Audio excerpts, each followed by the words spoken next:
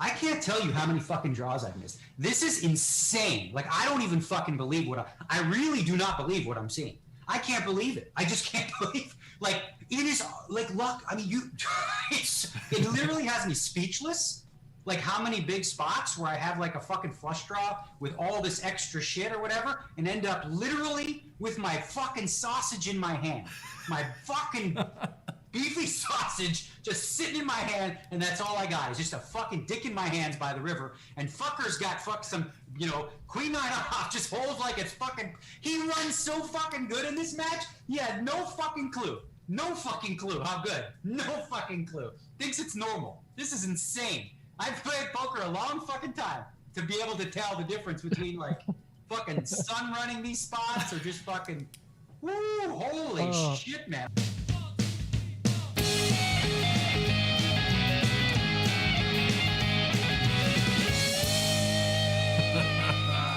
Yes. And with that, we welcome you in. This is No Gamble, No Future. He is Brent Hanks. I'm Jeff Platt. We will be joined by Daniel Negreanu in just 1 minute. Coming up on today's show, we also have cousin Kristen. I'm looking forward to seeing her. And sure you are. I just want to get her pick what she has to say. We'll go over our cards. It's kind of a rough weekend for me. Don't know about every you. Weekend is rough for you. Every weekend is rough. Some NBA futures talk. We will, of course, hear from our dear friend, Uncle Ron. Hope he's doing okay in the cold. I doubt it. Yeah, I doubt it. He only wears his underwear. Huh? He can't survive the freezing Kansas City cold. So you're joining us on YouTube, you're on PokerGo's channel, or you're on our new channel, No Gamble, No Future, and here's what we would love for you to do. You click the thumbs up button, you click like, and then you click subscribe. It's easy, right? Little thumb job, little subscription. That's good for everybody. We want to do this every single week. Bring in big guests just like Daniel Negreanu, who's going to be with us in 1 second. I think 1 second, that would be right now. Yeah, let us bring him in. The 6-time World Series of Poker bracelet winner. Daniel, welcome in to No Gamble, No Future. Well, thanks for having me, gentlemen. I love the tagline, No Gamble, No Future.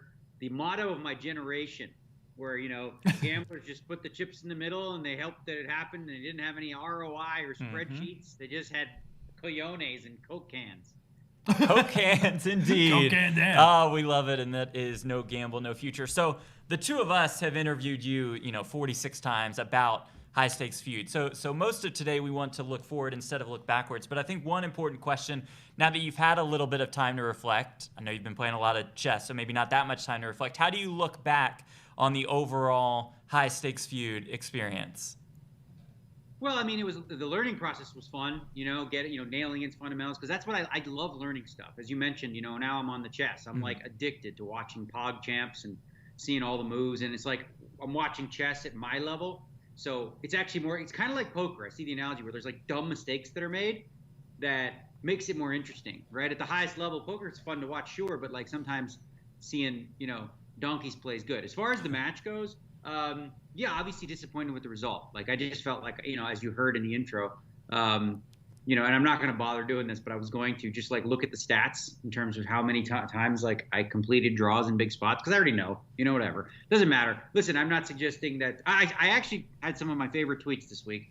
I saw Brad Owen tweet something like during the Super Bowl saying like, how many points do you got to lose by before you stop complaining to the refs? And I replied 1.2 million. That's pretty good. That's pretty good. Because, listen, at that point, I was going to lose the match, but I definitely felt, super unlucky throughout. Well, I'll tell you what. I'm tired of dwelling on the past, Daniel. Let's look ahead and perhaps, I don't know, listen to what Phil Hellmuth had to say about the upcoming high-stakes duel, or I should say what led to the upcoming high-stakes duel. Let's have a listen. I was disappointed in the way that Daniel played. But I know his coaches are brilliant. And so he has brilliant coaches. And so everything that I have talked about with his coaches, you see, I talked to these guys for a couple of hours. I love the way they thought about No Limit. Then I sent them to my agent. And then they ended up with Daniel.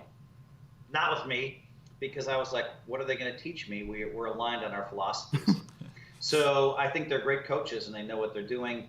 I think that their heads-up theories about, 3-betting every time you have Jack 3 of clubs and Jack 5 of clubs and a lot of these hands, that seemed like that's a lot of money to get in some weird spots. So I was betting on Daniel's talent, and I think that if Daniel's going to try to play Doug playing pure GTO or next level GTO, then to me Doug has a lot of fire, and he's and so Daniel's trying to fight fire with fire. I thought Daniel should have fought fire with Daniel, and so I told Doug I'd play him next, and and I'm ready. So I've won 29 out of my last 30 heads-up matches. I won the last heads-up tournament I played in. And so I think I've only lost once to Kerry Katz, our boss, at a World Series tournament.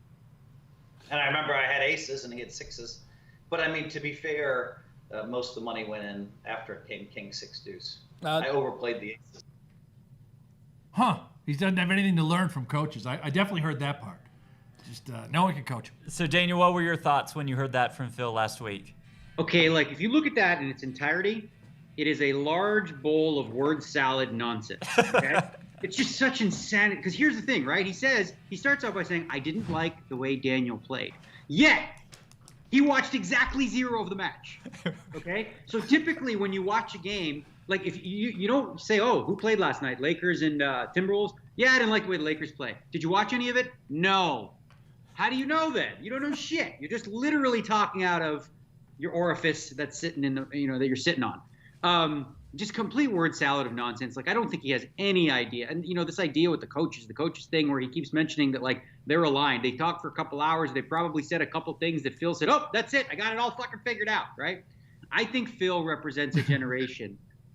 Well, I mean, I don't think he represents it necessarily because there are people from his generation that have a deep respect. Guys like Eric Seidel. They have a deep respect for all the hard work these young guys put in on just analyzing the data. It's reminiscent of like old school football coaches, down by 9 with 3.5 minutes to go, a 4th and 1 on the 40. And they're like, well, let's punt it and hope we get the ball back. Just like old school, forget about data, forget about game theory, all that kind of stuff. Just use the eye test, or like sports bettors who are like going to just do it based on going, oh, I don't know, I feel like they're going to win today because I got a good feeling, and today's method is, using data, which is similar to poker, right? Where you can dissect the game at a very high level. So first of all, he's just talking out of his ass because he didn't watch any of the match. Second of all, this idea that like you're not, raising with Jack 3 suited, this just shows like how little he knows, right? Of actual, theory. And I will say this. Phil Hellmuth has done a really good job his entire career of being, and he doesn't know this because this is so fucking funny when I tell you this. He's the most extreme exploitative player I've ever seen, and it works because people make big mistakes against him. Okay, that I won't be making necessarily. And I remember when I first said we were filming the final table of the World Series of Poker, and we're sitting there on the couches in the back room, and we mentioned game theory optimal, and he's like. And I said, Phil, you're an exploitative player. And he's like, no, I'm not. He's like, I'm game theory. I'm GTO. And he's like, and then he literally said, swear to God, I invented GTO. Oh, my. He said, it's unbelievable. I invented it. I invented, not the internet. He didn't invent the internet, but he invented game theory optimal play. And he didn't understand what the hell it is, still doesn't understand what the hell it is, but claims that he invented it. No, Phil is good. And I try to say that's not an insult to say that you're an exploitative player because you're very, very good at what you do, right? The issue is when somebody does understand game theory and can poke holes through all the exploits that you're making, then you can't win. You just, not even win some, you just can't win against these players. Like obviously the shit worked against Antonio, but that shit's not going to work against me. I'm glad you mentioned Antonio. So for you guys in the chat, by the way, shout out Luke Allman, Jonathan Gray. Yeah, we got the audio figured out. Mitch Hecht, everyone out there, thank you so much for tuning in. Good question. What are Daniel and Phil going to play? I'll tell you what they're going to play. High stakes duel. Wow. Daniel just mentioned it. Phil kicked Antonio Esfandiari's ass 3 consecutive matches in high stakes duel 1. Here comes high stakes duel 2. Daniel Negreanu versus the defending champion, Phil Hellmuth. He's going to unveil a championship belt.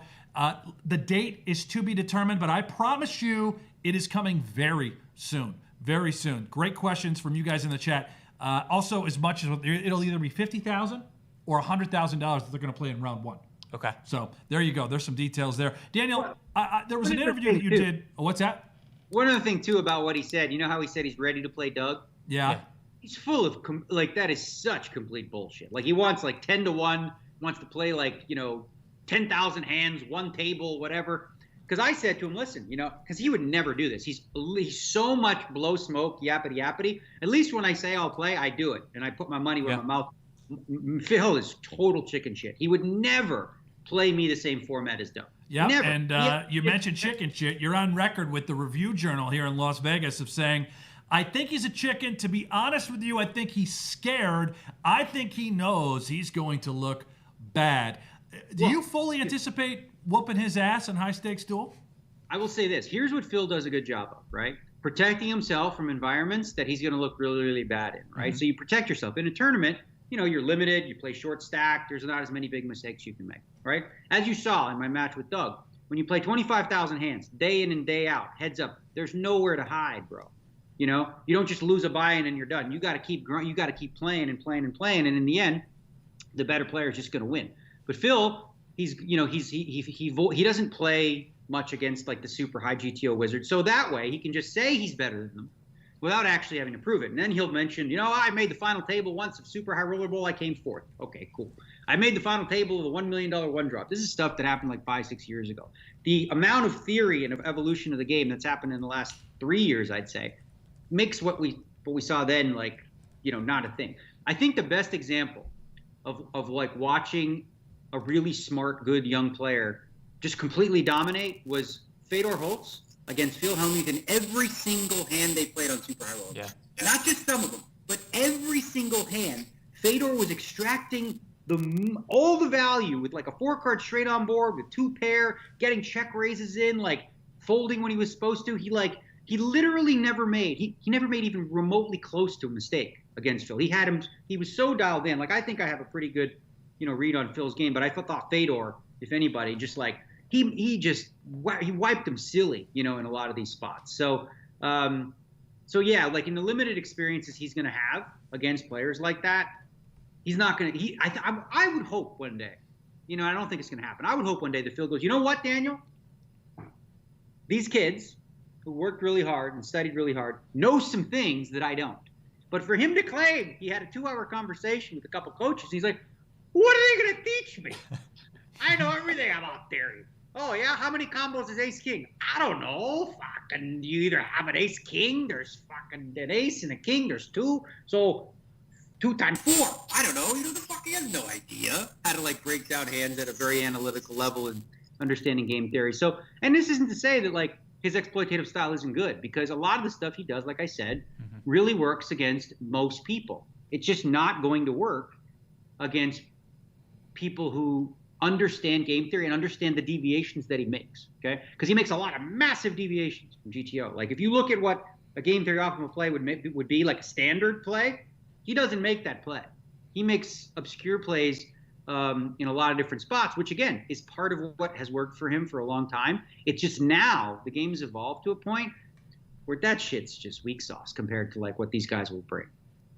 Daniel, an offshore site posted odds if you all were to have this challenge, which, as Brent said, is on for Season 2 of High Stakes Duel. They posted the odds at about a flip at Hellmuth, a slight favorite. The money poured in on you. It moved you all the way from plus 110 to minus 300-ish. Minus 300 now? Yeah, to minus 300-ish. Now, you said in a 25,000 hand challenge, yes, nowhere to hide. In the sit-and-go format, like you're going to see on High Stakes Duel, is there any way for you to quantify what kind of a favorite you would be? Do you see yourself around that minus 300 range? Is it even greater? Is it smaller? What are your thoughts? So anytime you play a sit and go, right, it levels the playing field to a certain degree, Sure. right? So imagine, extreme example, let's say we play just literally one hand, okay? Well, whoever wins that hand wins, right? You play 10 hands, it's basically going to come down to just pure luck, right? The good news about High Stakes Duel, and I watched all of it and I thought it was really entertaining television. Him and Antonio had a good back and forth. Is that there's a lot of play, right? So Phil's going to have to play for quite a while at 500 big blinds deep, for the first half an hour, and then in 333 big blinds deep. So the thing his biggest weakness is deep stack play. Like he's in no man's land in a lot of these spots, especially, anytime you're playing 100 big blinds or above. And then his play is very exploitative when he gets down below 20 as well. So, I'm trying to think of like where he would be his good sweet spot. I don't know, like 40 or 50 or 60, something in that neighborhood. So I suspect the match will go like this, okay? When we're deep, I'm just going to win, okay? It's going to be very, very difficult for him to get a lead for the late stages, right? So then it's going to be a question of, for him to win this match, he's going to have to win in all ins, probably 3 or 4 of them without losing one, is my guess, because he's going to have a big chip deficit in the first half of the match when the play is deep and there's a lot of, there's just a lot more post-flop decisions, right? The more intricate post-flop decisions that require, to play at a high level, some knowledge of like what two artificial intelligence bots would do against each other, having that knowledge for deep stack play is kind of essential. And when you don't have it, you're just going to have a lot of holes, right? Now, it's a short sample size, right? I don't know how many hands we're going to play, but obviously I feel like if we played a 25,000 hand match, he's just completely dead. He would never do that. I'm ready, he says. I'm ready to play Doug. How much you want to bet? In a billion years, if Doug said yes, Phil would say, okay, can I get 100 to 1? Or some shit like that. I think he asked Doug for odds, if I remember correctly. Yeah, he asked him 10 for to 1. 10 to 1 10 to odds. 1, yeah.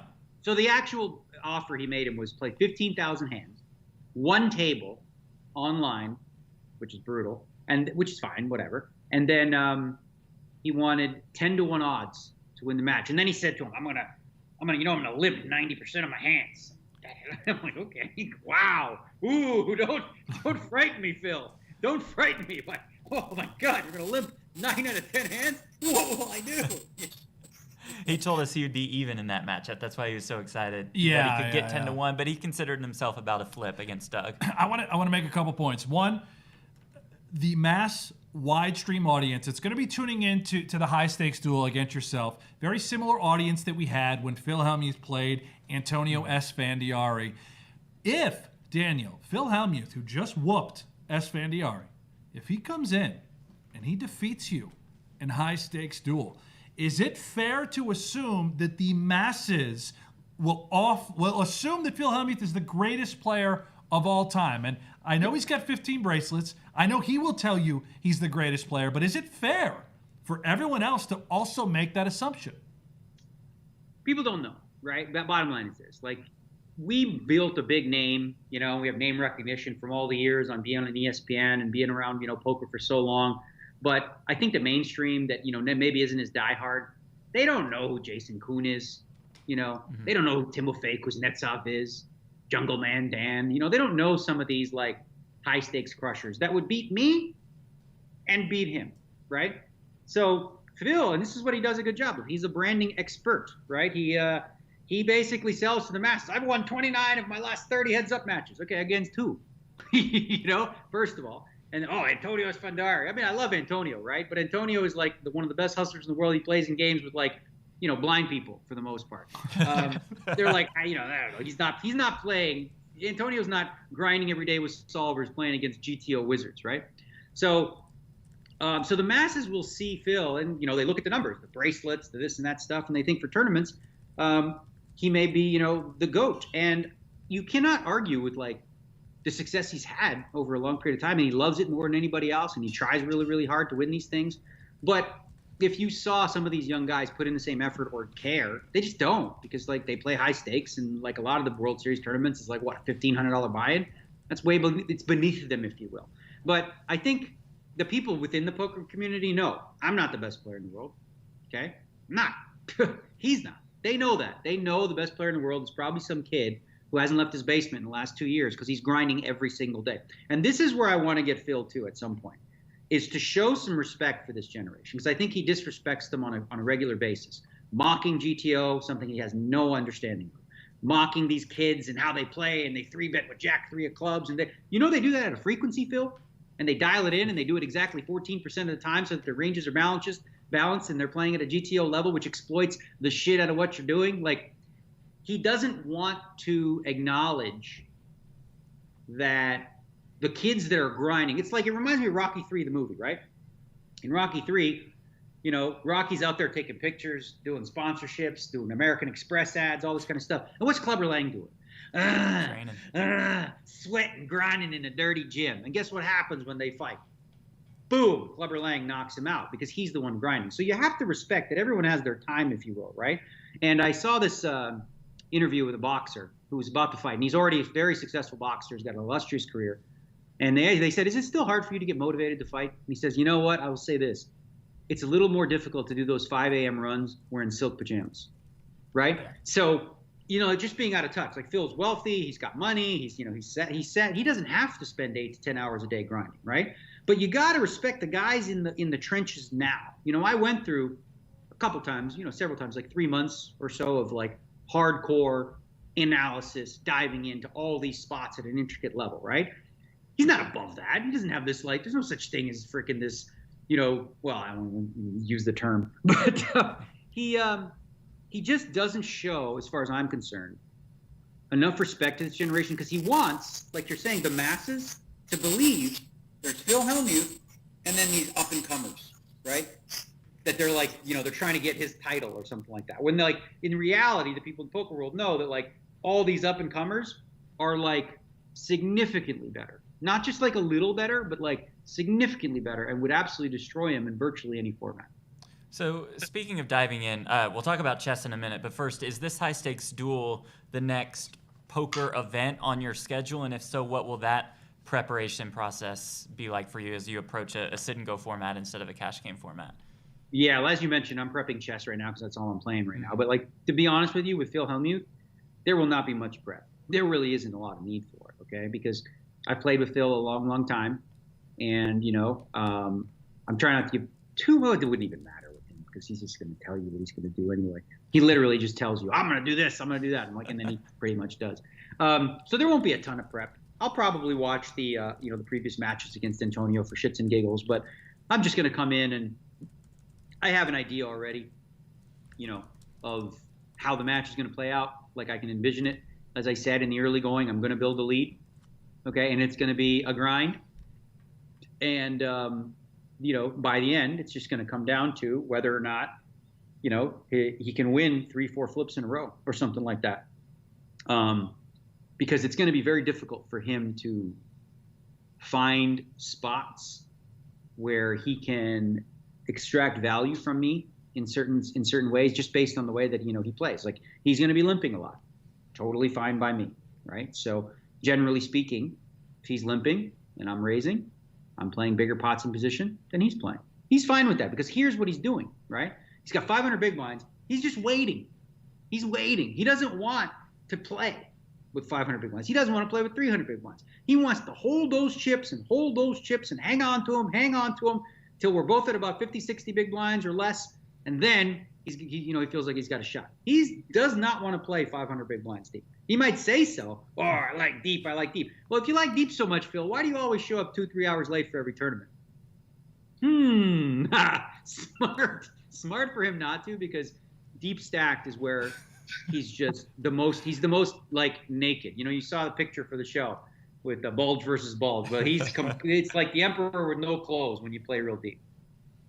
You were excited to tweet that picture out. I love that photo. Yeah. Producer John made the Battle of the Bulge. The Battle of the Bulge. Exactly what we've got coming. Check it out on Twitter. Tool. Daniel, take us inside PogChamps 3, this chess challenge that you're a part of. And it seems like, correct me if I'm wrong, that you felt a level of nervousness that maybe you haven't felt in a while when it comes to this competition. Oh, my God. The parallels to poker in this, it's so interesting. Like, I was petrified. So, you know, in chess, you get a rating, right? And typically, it's not like poker where if you're higher rated, you know, if you're significantly higher rated, you should just win every game, right? So I come in like rated around 1180, which isn't great, but it's okay. But I'm playing against a beginner named Pokimani, you know, who's this, you know, streamer and YouTuber and stuff like that. And she's a beginner. She's like a 600 rating. So this should be a slam dunk easy match, right? And then, of course, I got this tricky open that I was doing for those chess nerds. It's called the England Gambit. And it works against everybody at my level, okay? Because they don't see it coming, and boom, boom, boom, wham, bam, thank you, ma'am. I win quick and easy. So now I'm playing this 600 ranking, and she doesn't fall for it, and she actually crushes me in the early going. And then I realized later, I'm like, oh my God. Her coaches were looking at my games and seeing what I like to do, and figured out the perfect counter to destroy me. And I was able to so she had a big lead on me, and I was nervous as hell. And then I finally was able to maneuver my way back to win the first leg of the match. But then by the second, I'm like totally wigged out. I'm like freaked out by this because I'm like, am I going to lose? And I choked so bad. I played both games, just played not to lose. Like, all right, don't make a big blunder. Don't make a big mistake. But I've been loving watching this. I just finished watching Logic the Rapper and a guy named Tubbo. And this guy Tubbo, for the chess, he had a queen and a rook. And Logic had just his king. So it's just like, and they're all open pieces.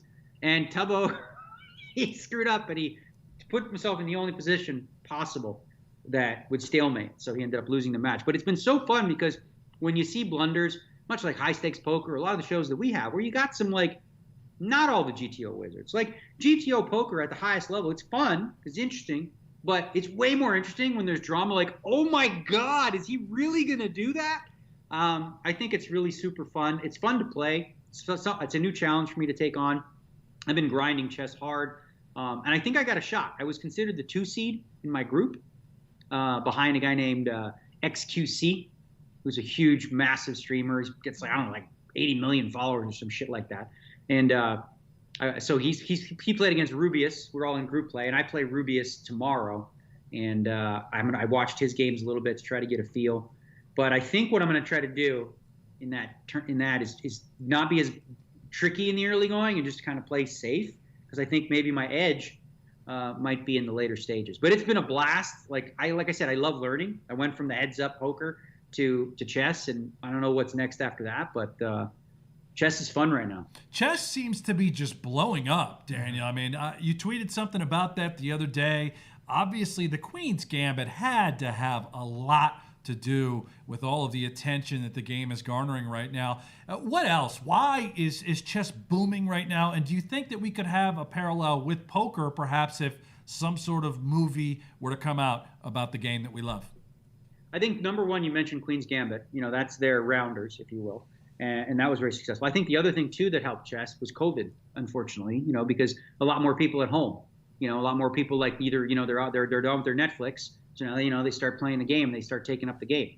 So that's been really interesting. I do think there's been a lot of shows that have been pitched to me. I was involved in a couple with Robert Eiler and Mars Callahan. We shot, actually, those episodes are available, the first 2 anyway. I was actually acting in this thing. I was actually in it. And I was. Wait, Rob Eiler from Sopranos? Yeah, I AJ. was mentoring him to a certain degree, in the show. And there's a couple episodes. I don't even know how to find them. Fight Channel or whatever. I'll send you the link later. Cool. But yeah, I think I've seen so many scripts. I've seen so many ideas for sort of like a poker show, and I think there's plenty of really good ideas, and I think it would help a lot. I also think for poker, I would love to see, because now that I'm watching this PogChamps, and I watch it every day. I watch these streams every day. There's one right now that I'm late on that I'll watch after this. But what they do is they take 16 players, not superstars, but like famous people in their genre, like Rainn Wilson from The Office, Logic, myself from poker, and then mostly, a lot of young streamers. And they put them into 4 groups of 4.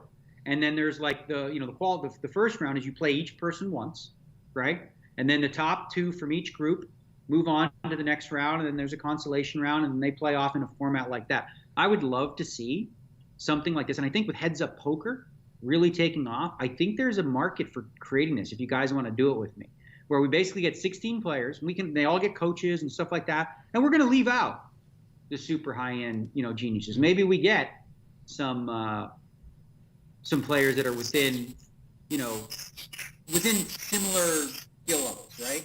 And I don't know if we can find 16 of them, but I think we might, and that could be fun. Or we could just do it with 16 killers, kind of like I think Phil Galfond did something similar to that. But I could see something like this really being fun for viewers. I think a lot of people tuned in when I was playing against Doug, of course, for the matches. So I think we should do more stuff like that.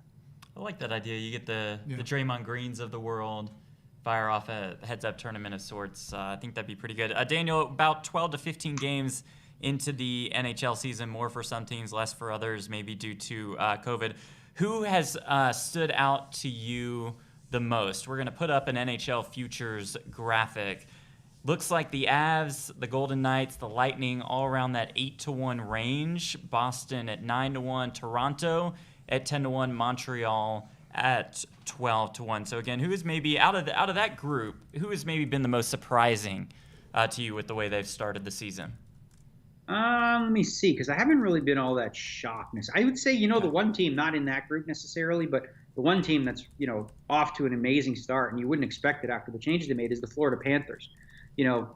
Florida Panthers don't typically get much attendance in the crowd, and I think that sort of leveled the playing field now with no fans. But they've actually, because Florida, they allow. So I think they have more fans now post-COVID than they did before. But Florida's one that's really obviously started off really, really hot. Let's see, who else has surprised me from that group? Well, Vegas has been good, right? Very good, The only question there is, they played a bunch of games against Arizona and Anaheim, LA, like San Jose, like some really bad teams in that division. They did really do well against Colorado yesterday. Nate McKinnon just back for a game, so not sure there. But the team that also, I think, I wouldn't say it surprised me. They lost last night to the Ottawa Senators after being up 5-1, which is the Toronto Maple Leafs. Okay, so the Toronto Maple Leafs are in the funnest division by far. They are in the Canadian division, and it's a very weak division. You have Ottawa, which is very, very bad. So them losing to Ottawa was really just, not good. But really, outside of like Montreal, who's been decent, you got Winnipeg, who's Edmonton, who's got a lot of problems. Like Toronto should be, especially without having to face Boston or Tampa Bay this year, in the playoffs, they should be a Final Four team, right? So then it's a question of whether they can put it together, because they're going to come out of that division. If they get Wayne Simmons back, who's been the big, tough guy who's helped them a lot, for the playoffs, that could go a long way. Boston surprises me every year, just the fact that they continue to stay relevant despite seemingly losing pieces each and every year. They lost Torrey Krug on the defensive end.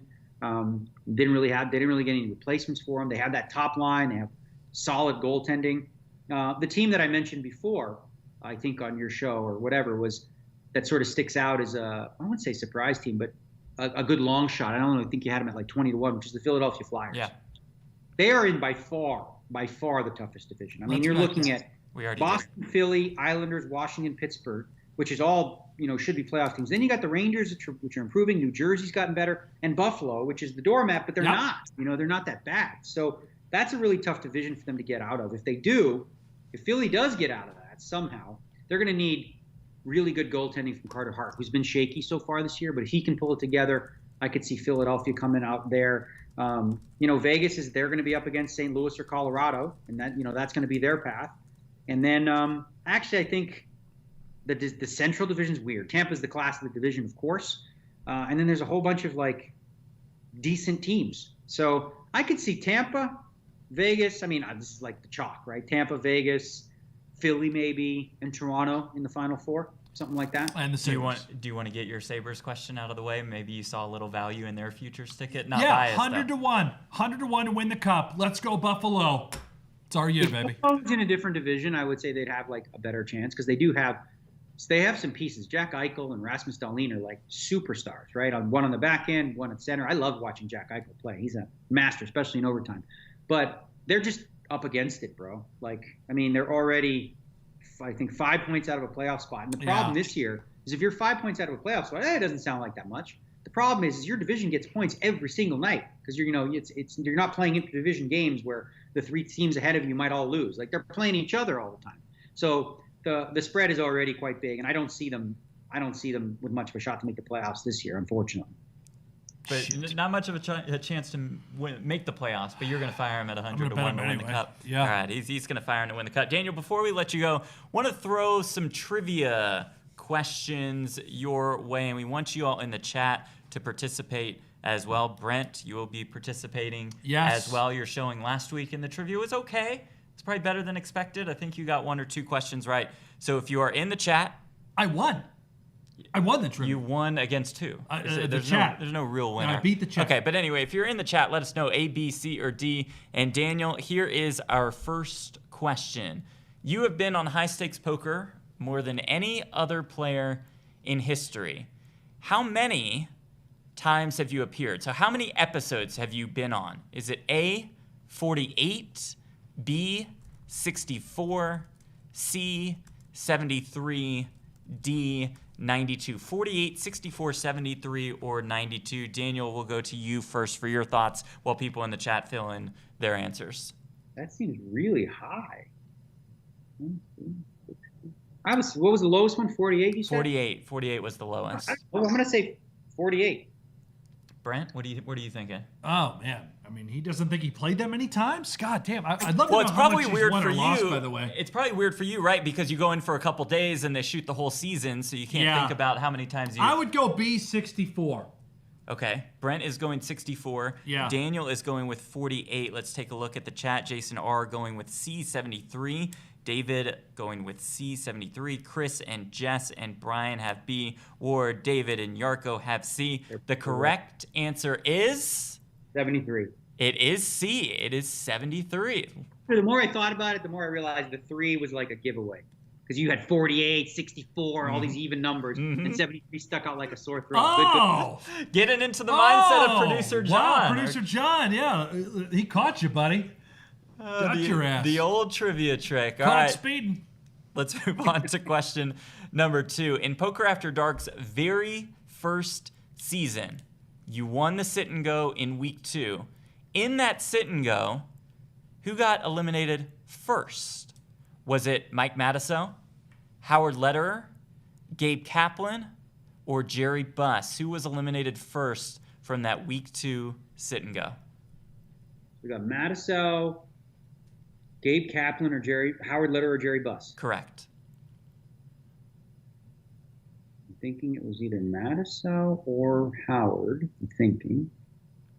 I don't remember, but I'm going to go with Mike Matusow. Okay, going to go with the mouth running bad. I'm going to go with him there because Okay. I think that everyone else is going to play extremely tight. Jerry Buss, doesn't he want to sit and play for a little while? Gabe Kaplan, there's no shot he's putting chips in the middle without the nuts.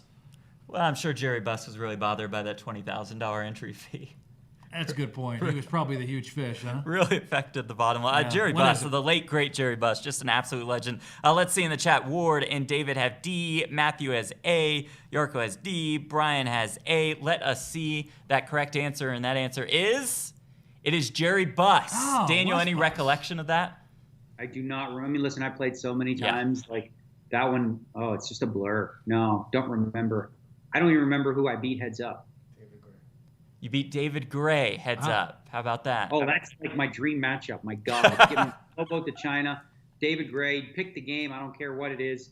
And just I'll raise and he'll fold and I get to win. That's awesome. Oh, that sounds fantastic. All right, next question. We're taking you in a little bit of a different direction. That question is, what is the average rent for an apartment in Las Vegas, Nevada? Is it $1,155, $1,287, $1,411, or $1,684? The average rent for an apartment. So an apartment, not a house, an apartment. Not a house, an apartment Okay. in Las Vegas, Nevada. Daniel, what you thinking? The first one was 11 what? $1,155, And then the second was 12. $1,287, $1,411, and $1,684. I'm going to go with the 1287. $1,287. I'll go Brent, what you cheaper. I mean, thinking? an apartment. Are people really average? I'm going to go 1155. Okay, 11:55. Yeah. Let's see what people in the chat think. A lot of B's out there for that 1287 answer. Some C's from Martin and Lynn. Let's see the correct answer. That answer is it is A. It is 11:55. Yeah. Apartments. I switched my mind. Damn it.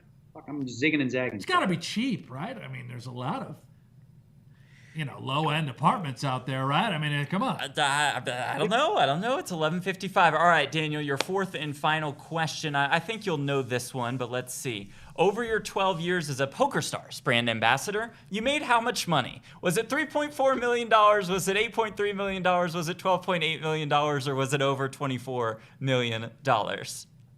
This is a real question? We're just reading the questions. How do you even know the answer? Is this Well, public? no, yeah, we definitely have the inside sources for this. Definitely aren't waiting on Daniel's answer to reveal the correct one.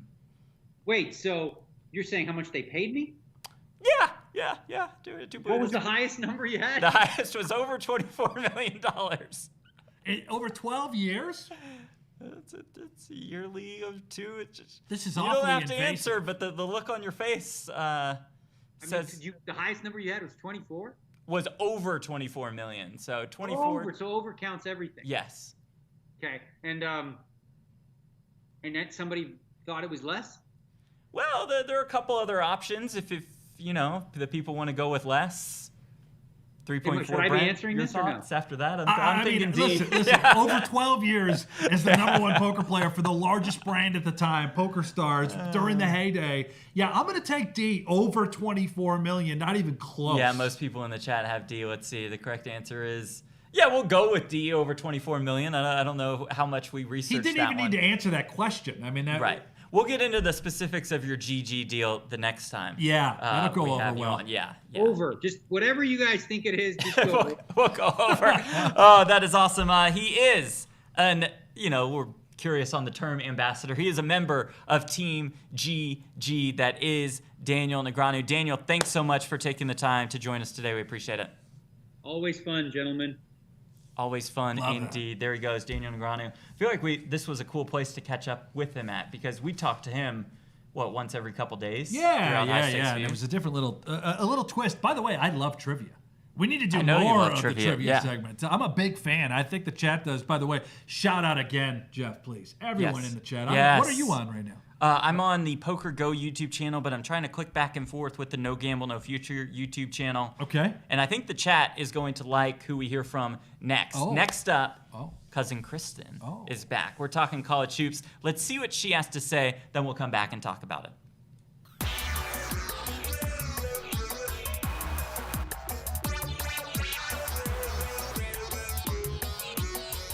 Hey guys! With March Madness right around the corner, my KO pick of the week is for the NCAA Championship. Hands down, I've got to go with Gonzaga on this one at 3-1 odds, and let me tell you why. Mark Few. He's been the head coach there since 1999. That is the same year that Gonzaga made their Cinderella run to the Elite Eight, and they have made it to the big dance every year since. That's no coincidence. Coach Few consistently brings together amazing basketball talent, and they are so overdue. This is their year. I like the 3-1 odds for Gonzaga, but if that's not quite spicy enough for you, it might be worth taking a look at Villanova's 11-1 odds. Until next time, no gamble, no future. Yep. I like her picks. Yep. Her and what? Gonzaga. I like her picks. That's my cousin. What are you saying? I said I liked her picks. She has Gonzaga at 3-1 and Villanova at 11-1. I like that. Jesus, Jeff. What's awfully red again in here. Well, it's again with warm? the lights. Well, yeah, all the lights. Yeah. It's a whole production here Likes at the her PokerGo studio. picks, he says. I thought you said something else. I don't know why you would think that. Okay. Let us know in the chat if you like Kristen's picks. P-I-C-K. Gonzaga, by the way, she's not wrong, obviously. Did her research. Right. Unbelievable program. And Villanova, will they ever fall off the map? No, neither will Gonzaga. I mean, for at least as long as Mark Few, the head coach, is there. He's not leaving. He never took an NBA deal. Right. Certainly, I don't think is intending to anytime soon. I love that pick. Same can be said for Jay Wright at Villanova. So there's a look at your NCAA futures. March Madness is coming up. You're getting very excited about that. That makes me excited. Let's dive into the NBA futures for a little bit. And when we take a look at the futures, we see the Lakers at 2-1, Brent, the Clippers at 5-1, the Nets at 5-1. I want to give you two value plays. I want you to just forget about the two LA teams for now, okay? First though, let's go to the East and the Philadelphia 76ers. They are the best team in the Eastern Conference right now. Now, there's a gap in the East. I think it's 76ers, all right. It's Bucks, it's Nets, and then there's a drop-off. So, if the standings hold, the 76ers will not have to go through the Bucks and the Nets. They'll just have to face one of those teams in the conference final. So, Brent, you could have the Philadelphia 76ers at 14-1 with a pretty easy path to the conference finals. And again, they won't have to take on both the Nets and the Bucks. They'll just have to get through one of those squads. You kind of like my train of thought there? I like it. I mean, listen, I'm all aboard the Bucks train. You know that. My guy, Jay Adams, playing for the Bucks. Most people say my guy, Giannis Antetokounmpo. No. It's my guy, Jalen Adams. But it really is your guy, the Bonnies. Yes, for the Bonnies. So I'm on the Bucks. I'm a diehard now. Okay, so let's apply the same principle in the Western Conference that we did in the East. The Lakers, the Clippers, the Jazz, and then a fall off. Now, if the standings hold, the Utah Jazz has the number 1 seed. They would not have to play the Lakers and the Clippers They would just have to play one of them in the conference finals. So maybe an easy path to that conference finals, and you can get them now at 8-1. Value, value, value, The Jazz. value. By the way, if you've been betting the Jazz every night, which I don't think you have, Nope. the Jazz are 18-1-1 against the spread over the last 20 games. Think about that. 18-1-1. That's unheard of. Is that the against greatest? spread. I do through believe 20 so. games? Yeah, I that is- believe that can't be close, right? No, That's a no, record. that's the greatest stretch by a mile. So Holy I think we cow. should have been betting the Jazz. Yeah, I thought you're the NBA guy. Why haven't you been telling me these picks? Oh, wait a minute. Let's get to your results in just a moment. We'll figure out what you haven't been betting. we'll the see. Jazz. We'll see a Not couple betting of the them Jazz. based on our UFC card because I want to go You over can't blame the UFC for everything. I'm not blaming the UFC. This is our first look at where I was wrong. Are these your over results the here? weekend. These are the results of UFC 258, the pay-per-view, an easy win for Kelvin Gastelum. Brent, my girl Macy Barber, I predicted You had an us easy all win. in on Macy Everybody was Barber. all in. The whole staff, the whole crew here at the PokerGO studio, they were all in based off my advice. And she did win the third round. Unfortunately, she But did not. it doesn't win the matter. First and the second round. Yeah, Alexa Grasso got her pretty good. And then Kamaru Usman, Brent, one of your picks, just incredible. Maybe the best pound for pound The fighter Nigerian in nightmare. the world. Yeah, was going off at -265. Gilbert Burns, an incredible fighter, and put up quite the battle. But Usman, and maybe we'll see Usman Masvidal next. So before, Brent, we reveal our cards for the upcoming week, before we look back at our cards for this last week, we got to check in with our guy, right? Uncle Ron, baby. Bring him in. Yep, come on.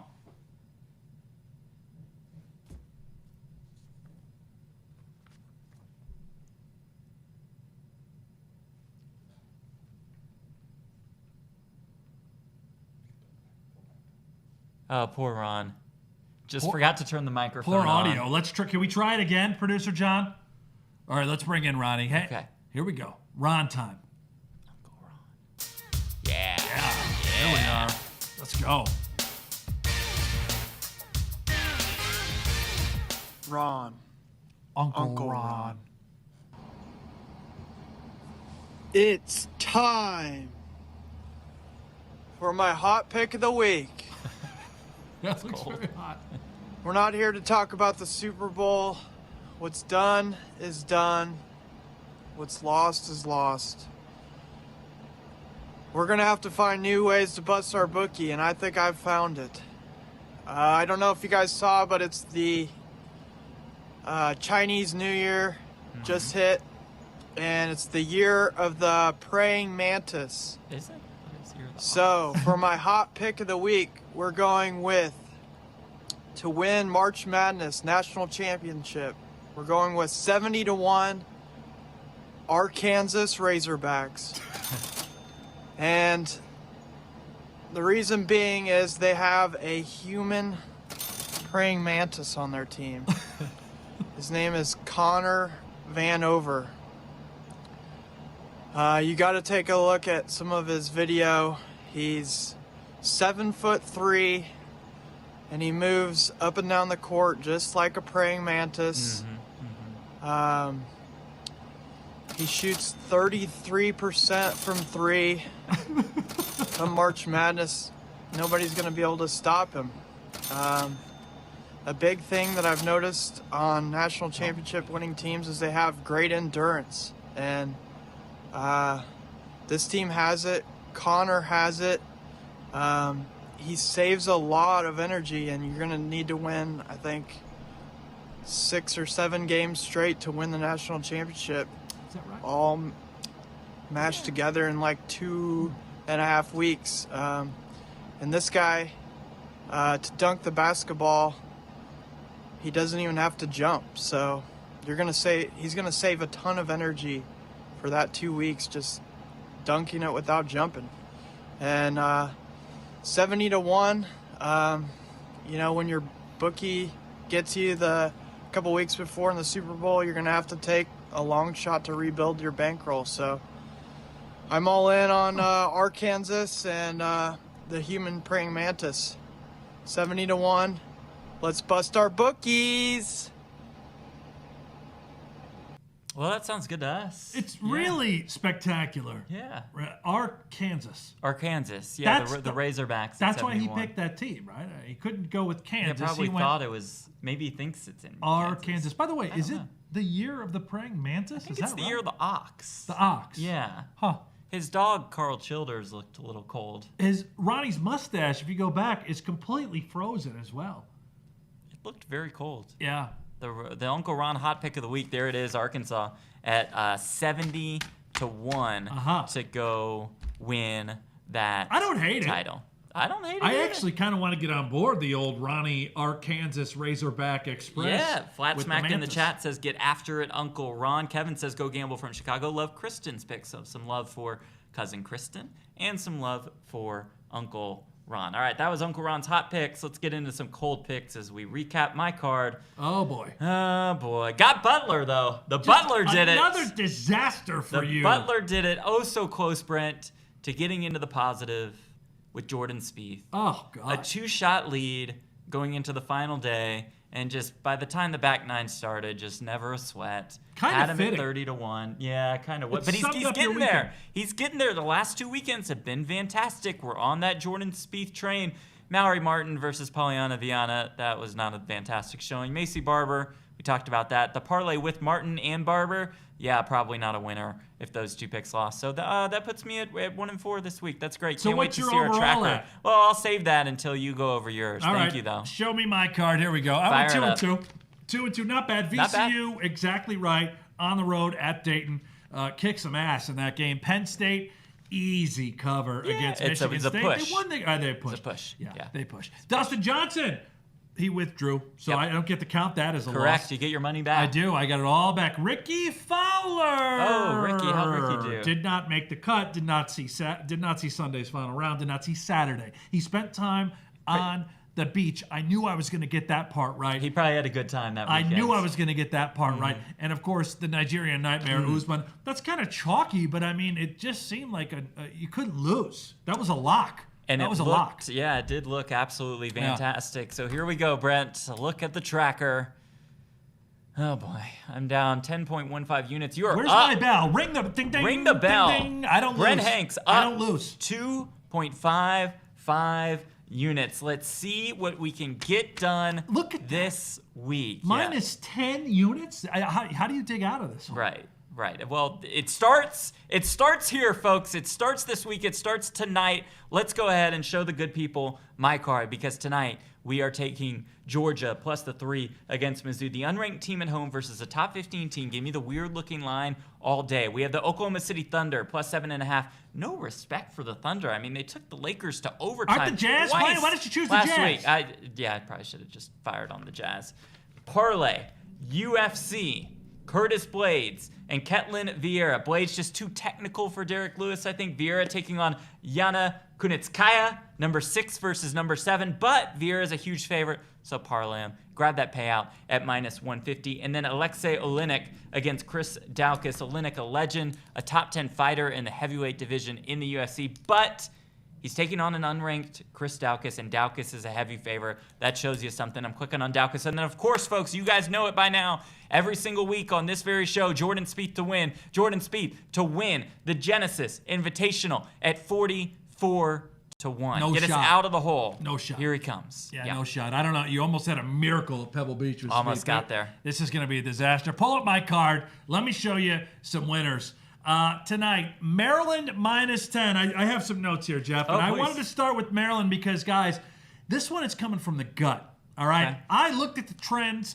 I looked at the matchup. It doesn't look great for Maryland. Nebraska's riding high. They just got their first win in the Big Ten. They took down Penn State, knocked them off the bubble conversation. Maryland will not choke. You mark my words, they're going to blow out Nebraska. Okay. They need to fight for a Big Ten at Lurchburg. They're going to beat the shit out of Nebraska, okay? Purdue, moving on. Show. Ride the train. Purdue minus 5.5. This is Lock City. Michigan State, the worst team in college basketball. Tom Izzo has given up. His players have given up. Purdue at Mackey Arena going to annihilate the Spartans. It won't even be close. Do I have any crazy notes here? Yeah, 8-1 at home, Purdue this year. That doesn't mean they always cover, but they will tonight. Bet it. Go all in.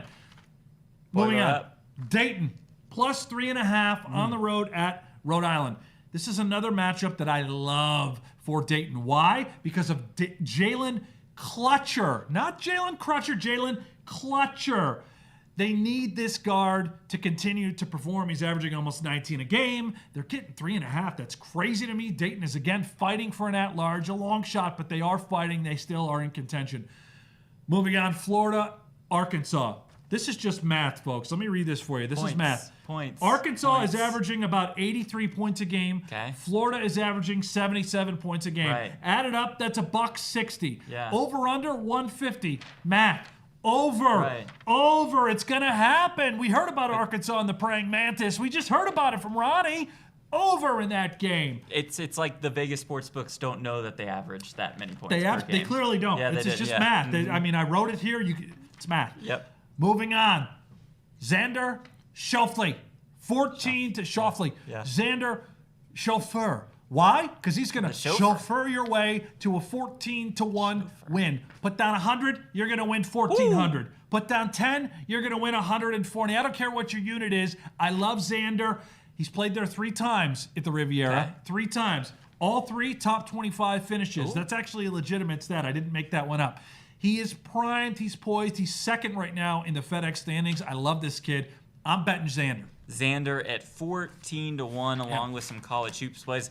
Get at us, folks, on Twitter or in the chat right now. If you have plays of your own, Roger in the chat says betting against MMA Russians, that should end well. Yeah, that's probably a really good point. Or hit us up on Twitter. He's at Buffalo Hanks. I'm at Jeff Platt. Our show is at NGNF Show. Nick Chater on Twitter, hit us up. He gave us Julius Randle over 21.5 points last night. Randle had 44 points, a career high. So we love all the picks. Keep them coming right at us on Twitter. Before we go, Brent, it's never a doubt. Did you happen to catch the Daytona 500 over the weekend? Certainly did. I mean, it lasted all frickin' day, that's for sure. You're talking rain delays. You're talking pileups. Jeff, what else is happening there? Well, at the very end, you also saw this. A wild finish at the Daytona 500. Let's play that clip. Producer Aiden, if we have that one. Logano goes back up. Keselowski with him. McDowell in tow. Dillon on the bottom. The run's on top. Whoa! Teammates. Around they go in a hard crash. Kyle Busch. In the world? Kyle Larson. Caution is out. Ooh. Bubba Wallace is in this. Austin Cindric. Hard hit by Kyle Busch. Caution's out. McDowell is first to the line, but will have to go back to the moment of caution. That was which absurd. ends the race. Unreal. And that allowed Michael McDowell to win the Daytona 500. McDowell was going off at 100-1. Never a doubt. Never a doubt. Never a doubt. I mean, absurd. I looked at numbers for the Daytona 500. Yeah. Every single year from 2021 back to 2013, look at these pileups, folks. Look at all of the cars involved in accidents. I am betting the underdog every year going forward. I did not bet the race this year. 100%, all underdogs, all the time, Daytona 500. It's got to be math as well, right? Yeah, well, I mean, everybody's going to be getting plus money. But I mean, I want 100-1. You want the big time I want underdogs. the long odds. Okay. Guys like Michael McDowell. Jeff, you and I could have won the Daytona 500. This guy's driving for Uber, and he just won the race. It's true. That's a real. I looked that one up as well. Yeah, I don't know if that's real. And if you had him at 100-1, congratulations. Send us a picture of your ticket. All right, so next week, you heard him, NASCAR pick, yeah? Yeah. Okay. NASCAR pick is coming. Thank you all so much for watching us, for following us on Twitter, and also for clicking like, for clicking subscribe, especially in our new channel, Like and subscribe. No Gamble, No Follow Future. us on Twitter. Yes. NGNF Show right Yes. now. Please get us up there. Take That's us us. up. We'll the be charts, tweeting please. Yes. from that account. It'll be, I think you wait until I say goodbye. Oh, you got another. Okay. You got 2 shots. And at with this camera. that, we will see you next Tuesday, 3 p.m. Eastern, there. noon Pacific. Right there. No Gamble, No Future. Got Thanks for watching. Got it.